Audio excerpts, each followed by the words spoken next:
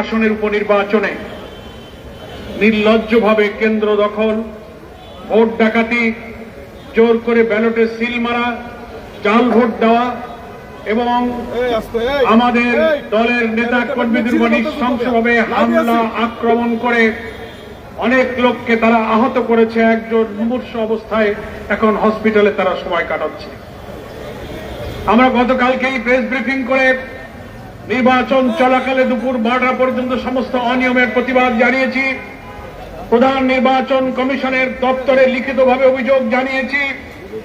আমাদের প্রিয় নেতা, জাতীয় সংসদের বিরোধী দলীয় নেতা আমিনুল জামাত জাতীয় সংসদে তার প্রতিবাদ করেছেন, অধিবেশন শেষে সাংবাদিকদেরকে বলেছেন। কিন্তু দুঃখজনক হলেও সেই সব ভোট ডাকাত, কেন্দ্র দখলকারী, হামলা করে যাদেরকে মৃত্যুর দিকে ঠেলে দেওয়া হচ্ছে, তাদের কোন একজনকে এখনো গ্রেফতার করা হয়নি। জাতীয় সংসদে দাঁড়িয়ে সরকারি দলের সদস্যরা বলছেন ভোট নিরপেক্ষ নির্বাচন হচ্ছে। আবার প্রধান নির্বাচন কমিশন তার কার্যালয় থেকে দুঃখের সাথে আমরা লক্ষ্য করলাম নির্বাচন চলাকালে এত কিছু বলার পরেও তিনি ব্রিফ করে বলছেন সেখানে নির্বাচন শান্তিপূর্ণভাবে হচ্ছে। অথচ সোশ্যাল মিডিয়াতে, গণমাধ্যমে দেখা যাচ্ছে ভোটার নয়, অনেক লোক ভোট কেন্দ্রে ঢুকে পড়ছে। সাংবাদিকরা জিজ্ঞাসা করছেন তুই ভোটার না, তুমি আসছো কেন? সে পালিয়ে যাচ্ছে। ভোট কেন্দ্রের মধ্যে বস্তা ভরা বিরিয়ানির প্যাকেট, প্রার্থী ঢুকে দেখছে, ব্যালটে সিল মারা, জিজ্ঞাসা করছে প্রিজাইডিং অফিসার কোনো বিভ্রাট দিতে পারছে না।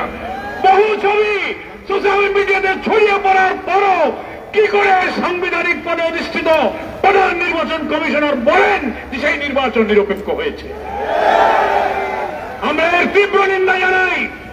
আমাদের আজকের মহানগরী নেতৃবৃন্দ বলেছেন প্রমাণ হল এত রক্ত, এত আন্দোলন, এত জীবনের বিনিময়ে বিদ্যমান রাষ্ট্র আইন সংস্কার করে নতুন বাংলাদেশের জন্য যে লড়াই আমরা করছিলাম, সেই লড়াইয়ের অংশ হিসেবে একটা নির্বাচনে যারা নির্বাচিত হয়ে ক্ষমতায় আসলেন তাদের অধীনে প্রথম এই উপনির্বাচনে আবার সেই আওয়ামী দুঃশাসনের মতো, এমনকি বিএনপির আমলে 94 জন মাগুরা ইলেকশনের দৃশ্য হয়েছিল, সেই দৃশ্যের মতো গতকালকে নির্বাচনে আবার প্রমাণ হয়েছে কোন দলীয় সরকারের অধীনে নির্বাচন নিরপেক্ষ হবে না। আমরা প্রধান নির্বাচন কমিশনারকে বলব, আপনি এই দুইটি আসনের নির্বাচনকে বাতিল ঘোষণা করুন। যে পরিমাণ অনিয়ম, গুরুতর অভিযোগ সোশ্যাল মিডিয়ায় ছড়িয়ে পড়া ছবি প্রমাণ করে সেই নির্বাচন একতরফা ভাবে বিএনপির প্রার্থীরা দখল করে তারা কেটে কুটে ভর্তি করে নিয়েছে। এই নির্বাচন আমরা মানি না। নির্বাচন বাতিল করতে হবে। এই দুইটি আসনে পুনর্নির্বাচন দাবি করছি। যারা হামলা করেছে, ভোট কেটেছে, আমাদের লোকদেরকে মেরে মেরে কুপিয়ে ক্ষতবিক্ষত করেছে, তাদেরকে আমরা গ্রেফতার দাবি করছি। সংগ্রামী দেশবাসী ভাইরা, আরেকটি কথা বলে আমরা শেষ করতে চাই। আমাদের আজকের সভার সভাপতি, কেন্দ্রীয় নির্বাহী পরিষদের সদস্য, মহানগরী উত্তরের আমির জনতা সেলিম উদ্দিনের বক্তব্যের পরেই আমরা মিছিলে যাব। আমাদের আজকের মিটিং এর কথা হলো একটা, বাংলাদেশে ক্রমশ জনগণের ইচ্ছে এবং রায়ের বিরুদ্ধে আকাঙ্ক্ষাকে দুলিশ্বাত করার জন্য একের পর এক বিএনপি সরকার যে পথে আগাচ্ছেন, এই পথ হচ্ছে আপনাদের জন্য সর্বনাশা, অপরিণামদর্শী পথে আপনারা হাঁটতে শুরু করেছেন। আপনাদের এখনো সময় আছে, আপনারা ফিরে আসুন। আপনারা জাতীয় সংসদের যে সমস্ত মন্ত্রীরা বই পুস্তক, সংবিধান আর বই পুস্তক মুছিয়ে বলছেন আমরা জুলাই সনদ সব অক্ষরে অক্ষরে মানব, আবার গণভোট বাতিল করার জন্য সংসদ অর্ডিন্যান্সকে আপনারা সেখানে পাস করতেছেন। আপনারা সংবিধান সংস্কার আদেশ রাষ্ট্রপতির মানেন না, সংবিধান সংস্কার পরিষদ মানেন না, গণভোট এবং তার ফলাফল মানেন না। তাহলে তো মাননীয় প্রধানমন্ত্রী, স্বরাষ্ট্রমন্ত্রী, আইনমন্ত্রী যারা পার্লামেন্টে ব্যাপারে কথা বলছেন, একটা কথার জবাব জাতির কাছে দেন। পার্লামেন্টে দাঁড়িয়ে বলুন, আপনারা যে গণভোটে হার পক্ষে ভোট দিতে বলেছিলেন, জনগণ, আমরাও তো বলেছিলাম জনগণ 5 কোটি ভোট দিয়েছে। বর্তমান প্রধানমন্ত্রী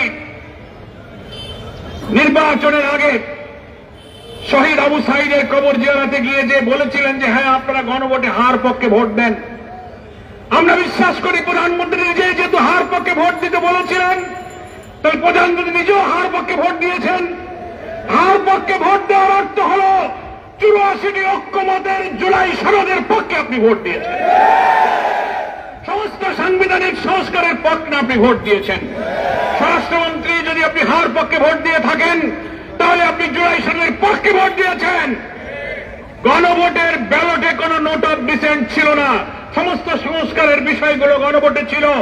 5 কোটি মানুষ ভোট দিয়ে আপনাদের নোট অফ ডিসেন্টকে বাতিল করে খারিজ করে দিয়েছে। আপনারা পেয়েছেন 50-51 ভাগ ভোট, আর গণভোটে জুলাই সনদের পক্ষে দিয়েছে 70 ভাগ ভোট। একটা বৈঠকে একটা ভোটে যারা বেশি ভোট পায় তারাই বিজয়ী হয়, যারা কম পায় তারাই পরাজিত হয়।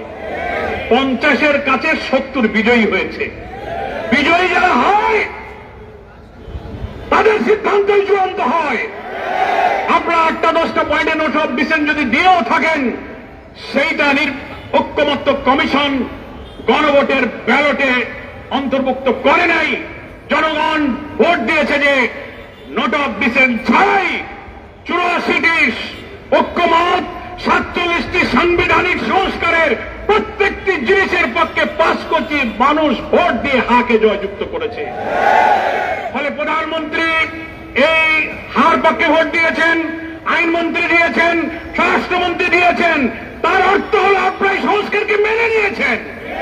তাহলে আপনার দেওয়া ভোটের বিরুদ্ধে আপনি কি এখন ভূমিকা নিলেন? আপনি বললেন আমি মানি, এখন আবার বলেন ওই অর্ডিন্যান্স বাতিল, ওই গণভোট বাতিলের জন্য আপনি আবার সেখানে বিশেষ কমিটিতে পাঠিয়ে সেটা বাতিল করতেছেন সে অধ্যাদেশ। আপনারা ঐক্যমত্য কমিশনে 9 মাস ধরে এই জুলাই সনদ তৈরি করা, আইনি ভিত্তি দেওয়ার জন্য একটি গণভোটের প্রয়োজন, রাষ্ট্রপতির আদেশের প্রয়োজন, সংবিধান সংস্কারের প্রয়োজন, এই সব আলোচনায় কিন্তু আপনারা ছিলেন। তখন তো একটা আপত্তি করেননি, না বলেননি। রাষ্ট্রপতির সংবিধান সংস্কারের আদেশটা জারি হয়েছে 25 সালের নভেম্বর মাসের 13 তারিখে। নভেম্বর গেল, ডিসেম্বর গেল, জানুয়ারি গেল, ফেব্রুয়ারির 12 তারিখে ভোট হলো। এই 3-4 মাসে তো আপনারা বলেননি যে রাষ্ট্রপতির আইন অবৈধ, আমরা মানি না। আপনি তো বলেননি গণ সংস্কার পরিষদ মানি না।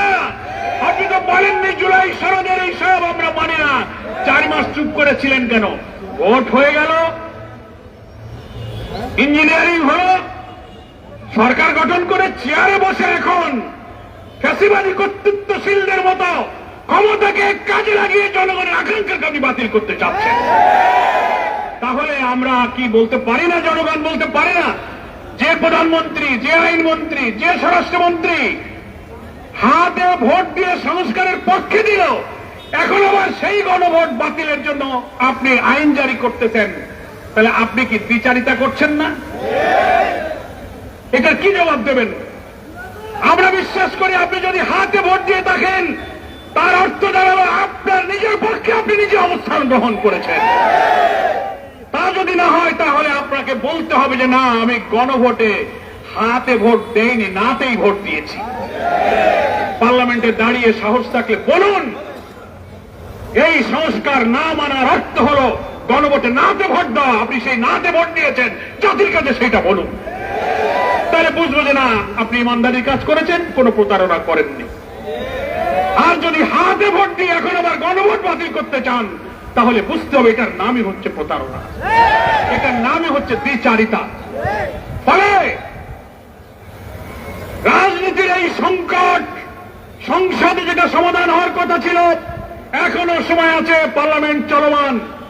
গুরুত্বের কারণে আজকে শুক্রবারের দিনেও পার্লামেন্ট চলছে। আমরা অনুরোধ জানাবো, সংবিধান সংস্কার পরিষদের সদস্য হিসেবে আপনারা এই চলমান সংসদে শপথ গ্রহণ করুন। প্রধানমন্ত্রী রাষ্ট্রপতিকে অনুরোধ করুন, তিনি সংবিধান সংস্কার পরিষদ অধিবেশন আহ্বান করুন। সেখানে গণভোটের রায় অনুযায়ী পুরা জুলাই সনদের সংস্কার প্রস্তাব উত্থাপিত হোক, আইন হিসেবে অনুমোদিত হোক। আমাদের সংবিধানের তফসিল আইন হিসেবে অন্তর্ভুক্ত হোক, তাহলে এই সংকটের নিরসন হবে। সংবিধান সংস্কার পরিষদের দায়িত্ব শেষ হবে, বাকি এমপিরা পার্লামেন্টের মেম্বার হিসেবে বাকি দায়িত্ব 5 বছর পালন করবেন। সেই সুযোগ এখনো আছে। সংসদের, পার্লামেন্টের, রাজনীতির সব সংকট, সব বিতর্ক আমরা চাই জাতীয় সংসদে আলোচনা করে সমাধান হোক। আমরা এই সংকটকে রাজপথে নিতে চাইনি, কিন্তু আপনি যখন আইন করে গণভোট বাতিল করেন, গুমেন আইন বাতিল করেন, মানবাধিকার বাতিল করেন, রাষ্ট্রপতির আদেশ মানেন না, আমাদের আর কোনো উপায় নেই। জনগণ আমাদেরকে ভোট দিয়ে 5 কোটি ভোট দিয়ে জুলাই সনদের যে রায় দিয়েছে, সেই জনগণের কাছে যাওয়া ছাড়া আমাদের কোনো পথ নাই।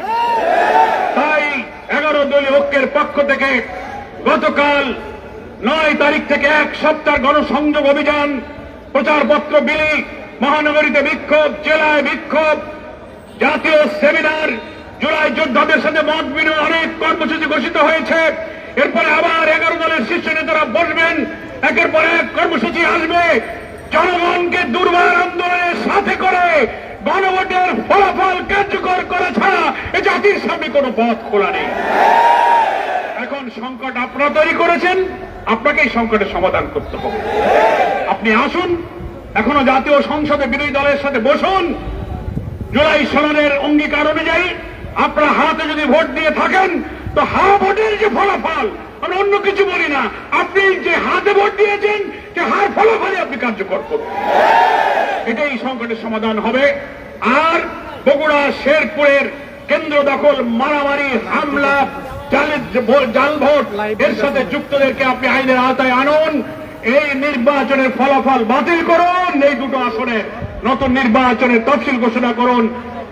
আমি আজকের এই বিক্ষোভ পূর্ব সমাবেশে যারা সামিল হয়েছেন, বাংলাদেশ জামাত ইসলামের পক্ষ থেকে সকলকে আন্তরিক অভিনন্দন, শুভেচ্ছা জানিয়ে আমি আমার বক্তব্য শেষ করছি। আল্লাহ হাফেজ।